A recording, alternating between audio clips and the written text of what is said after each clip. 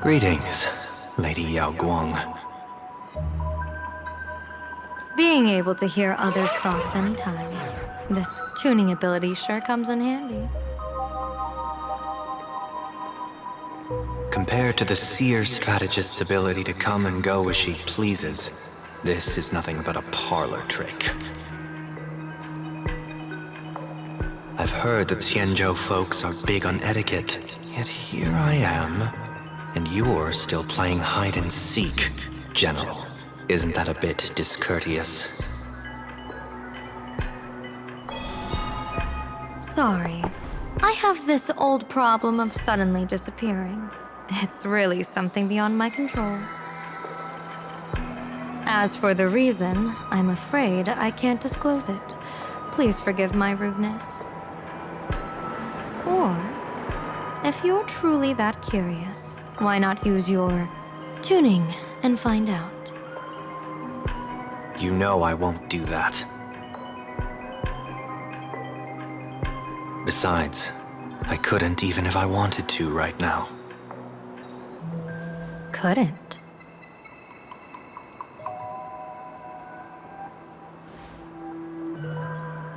At this moment, the crowd's thoughts are crashing over me like a tidal wave. I can't block out all this mental noise. Just keeping my own thoughts from getting tangled up in everyone else's is hard enough.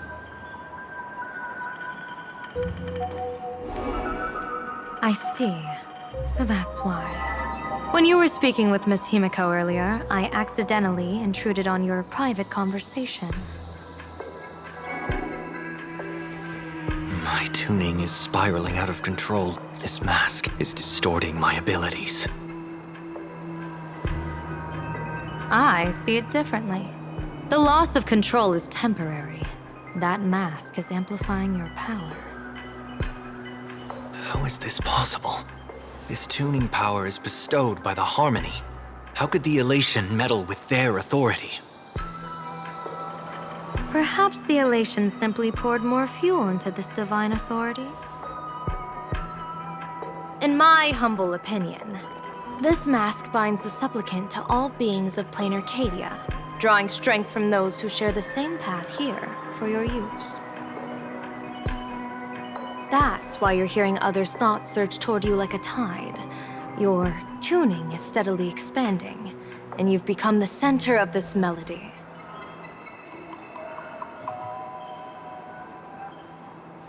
You sure gave me quite the gift, General. But why would such a precious gift be placed on my face? I need an honest answer.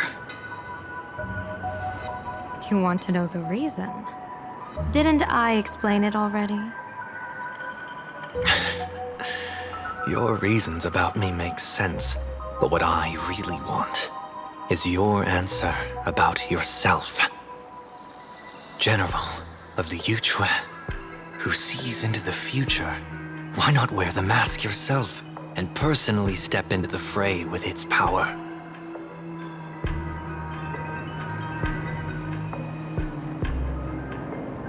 Words can deceive, but only tuning lays the truth bare. Mr. Sunday, why not use your enhanced tuning to feel the weight of that answer for yourself? Well then, pardon my intrusion, Lady Yao Guang.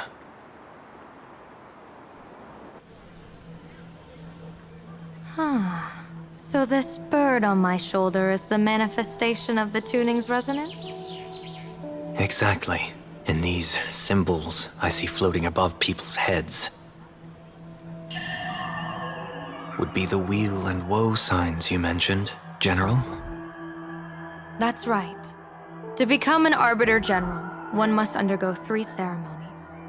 The Rainbow Ordainment, the Rainbow's Gaze, and the Bestowal of Spiritus. Only then can one truly take up the mantle and live up to the title. When I was appointed as the Yuchue's general, I was bestowed with the Rainbow Spiritus called Kala Chakra Sky Plume, which represents the vision of the hunt among the 7 aspects of the rainbow.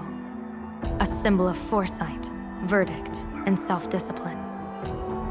Thanks to that, I gained the Eye of Ishvara, which allows me to read the flow of destiny. Since the day I arrived on this world, every person I've seen bore a crimson woe sign above their head, without exception. Within days at most, a catastrophic disaster will befall this place. So, that red glow rising from the edge of the city is... The blazing light, formed by the convergence of all those woe signs in planarcadia. In that case, General, it's all the more reason for you to wear the mask. Once your sight into the future is strengthened, you won't need to fear the deathly omen in your readings. Mr. Sunday, have you heard the diviner's iron law? Never divine the same matter twice. In Penacony, diviners also warn clients beforehand. You can't ask for another spread just because you dislike the result. There's a reason for that, isn't there? Divining the future is, in essence, a form of observation and calculation. It's an interference with the future. Each reading drives the murky future towards a definite outcome, a collapsed quantum state, even if that outcome isn't to one's liking. To be honest, when I set out for planarcadia, I had fully intended to personally participate in the Phantasmoon Games. But the moment I laid hands on the mask, I understood the consequences of wearing it. Once this miraculous item is donned, the Eye of Ishvara would transcend mere sight and permeate throughout this realm. The Kalachakra sky plume would predict the future of all beings at tens of billions of instances per second. You're saying that simply by your observation, our future would become fixed. Indeed, just like how the Wisdom Walker expounded the way of destiny, anchoring the fated moments. If I wore the mask, I would become the noose of planarcadia, and I would personally anchor a destiny that drives us all into a bottomless darkness. We will become locked in a dead end, with not a shred of hope for salvation. Close one. I passed the trial. There's still a sliver of hope in this round. Now that makes me even more curious. Pardon my bluntness, but the fate of billions in planarcadia never had much to do with you, General. Your encounter with the Express and the IPC was merely a chance meeting. You are a messenger of the Xianzhou. Since you foresaw the omen, that an Arbiter General will fall here, you could have boarded your ship and left at any time. Why choose to stay and help us? To help this world break free of this death trap? Because I am guided by great compassion. Every life is precious beyond measure. Such diplomatic pleasantries won't fool the former master of Penacony like yourself, would they? Then, how about this reason? The Astral Express has distinguished itself time and again against the destruction, and bears an irreplaceable duty for the future. I can't just sit idly and watch you face annihilation. Give me a break. I really am terrible at all this diplomatic talk. Mr. Sunday, what makes you think that everything I've done is just to save planarcadia?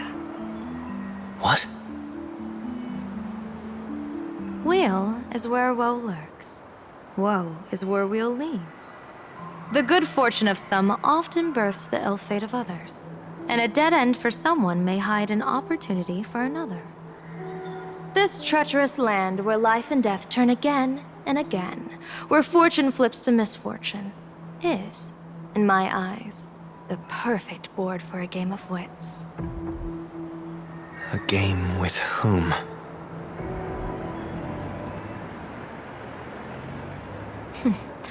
With the gods. Mr. Sunday, have you heard of the Battle of the Fenghu 30 years ago? I've heard rumors of that war, but not the details. General, Are you suggesting Planarcadia is now facing dangers just as perilous as the Xianzhou Fanghu was back then? You got that right. 30 years ago, the Abundance Axis broke our lines and invaded the Fanghu homeland. The abominations awakened a living demonic star, intending to sink the Xianzhou Fanghu. With no other options, the Alliance staked everything on my Junior Soar's plan to operate the astronomical observation device, the Cloud Peer Telescope, to signal the Rainbow for aid, using their Lux arrow to strike down the demon star. Whoever operated the Cloud Peer Telescope would not return. It was to be a one-way trip. So, you're Junior Soar. You guessed wrong. The one who offered his life was my master, who taught me divination. It was Master Jingtian, then the Yuchui's Master Diviner, and the only high official authorized to operate that device. He accepted his fate and ventured to the Fanghu, going with him into certain death were Yueyu, the previous Yaoqing general who guarded the Cloud Peer Telescope, and the Verdant Knights under her command. I was responsible for assessing the entire plan's feasibility and mending its gaps. I activated the Decalite reflection barrier, calculating and casting lots again and again. I watched as the starlight, representing countless possibilities, flickered within the reflections, faint, wavering, until the vast shadow of a pondering god swallowed them whole. And they vanished into the abyssal dark at the edges of the universe. And in that moment, I understood that I had cemented my master and countless soldiers into an inescapable doom.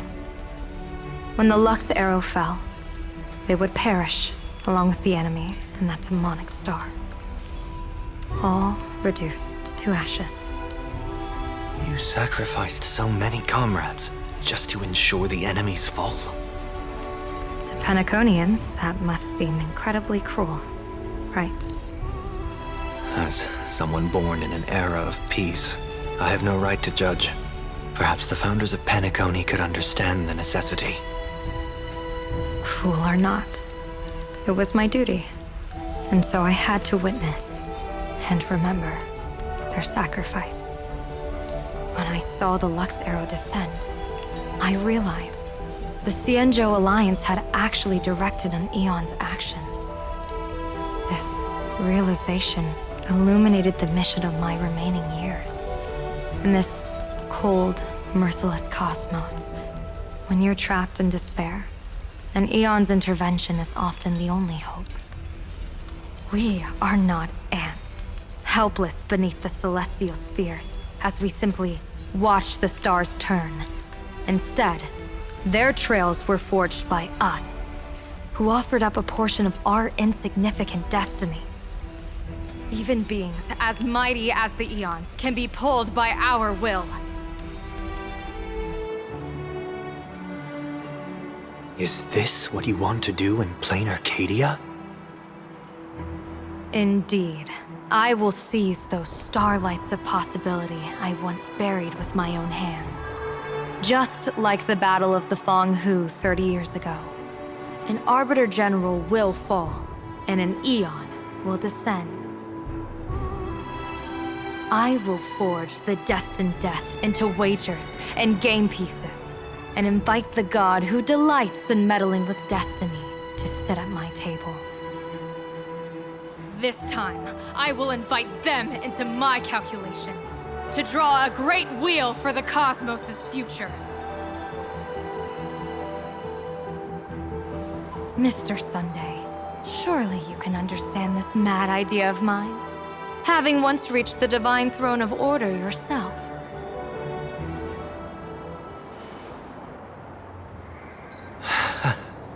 Our common ground goes far beyond mad ideas. But I was reviving a god who already lay dead and buried in the infinite dark. General, How can you be sure that the most capricious Eon would be led by your fancy?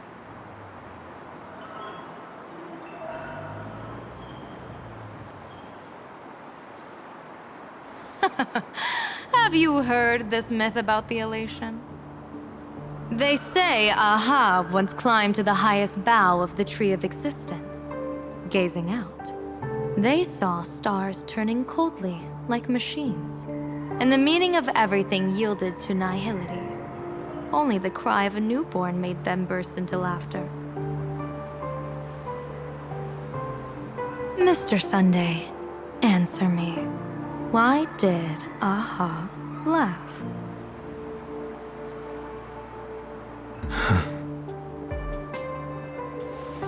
I think it's because they finally saw an audience arrive at this long, empty stage we call the universe. Oh, well said. You're way funnier than you look. As divination teaches, heaven creates 49 paths. Humans find the one unseen. We are the greatest variable this blind, mindless universe can produce. The universe and the gods set riddles for us, and we shall give them a surprise, an answer beyond the finality.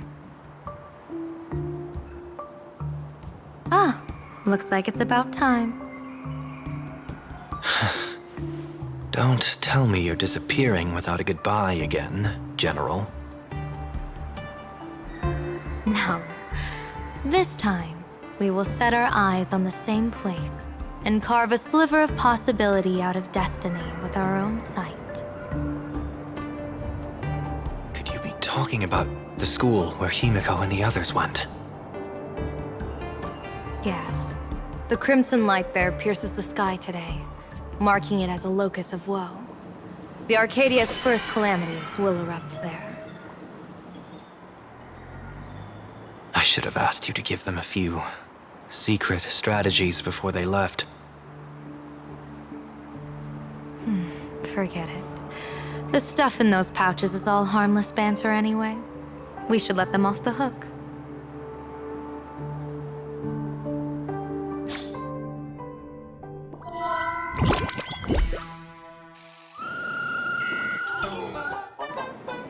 Hello, everyone. Welcome back to Full Wish TV's special news segment, Arcadian Morning Report. I'm your host, Poofy. Hi, everyone. I'm your host, Snowy. It's been 3 hours since our first supplicant, Miss Sparksy, announced her entry into the Phantom Moon Games. The performance she announced to all her fans, SparksyCon, is also about to begin. How curious! Plain Arcadia's day-night cycle was completely scrambled in ancient times. Graphia Academy's location just happens to be bathed in light. So, in broad daylight, what kind of fireworks show does Miss Sparksy have in store for us? Who knows? Maybe she'll blow the school sky high in a blaze of fireworks. After all, at the Phantom Moon Games 15 years ago, Graphia Academy also. Hey, Senior, you can't joke about that! Dear viewers, our apologies. Let's move on to news about other supplicants. According to the Department of Aberration Defense's staff, during a routine inspection of the Phantom Moon courtyard, 2 additional mask shapes manifested on the altar. In other words, 2 more supplicants have appeared! Although none of them have publicly announced entry into the games yet, the altar's masks mean someone, somewhere has quietly donned the masks of elation. As for the 2 masks, Department of Aberration Defense staff describe one as a raccoon and the other as some kind of bird. A raccoon mask, huh? Hard not to think of the Astro Express that just arrived in Plain Arcadia. Will the nameless from the Astro Express join the Phantom Moon Games? I hear they've even invited them to SparksyCon as special guests! Will it be a miraculous show formed out of the collaboration between supplicants, or a head-to-head showcase between 2 famed contenders? Countless streamers are already live, broadcasting the scene at the venue. Let's cut to the feed now.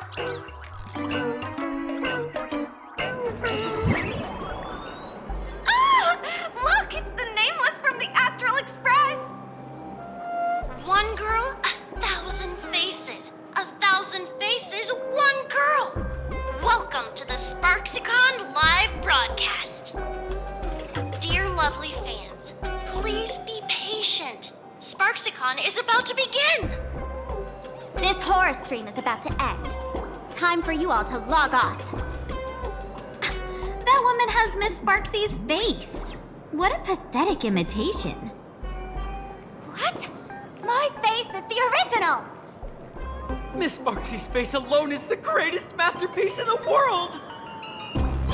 Everyone should listen to her sweet voice and gaze upon her adorable face! We shall become Miss Sparksy! We offered everything to Miss Sparksy. Sparksicle! Sparksicle! Sparksicle! Sparksicle! Sparksicle! Ugh, my eyes!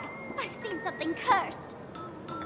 The mimetic virus spread among people is way worse than we imagined. There are walking Sparksy shrooms growing on the ground. I bet we'll all end up with Sparksy, or rather Sparkle faces before we can get very far.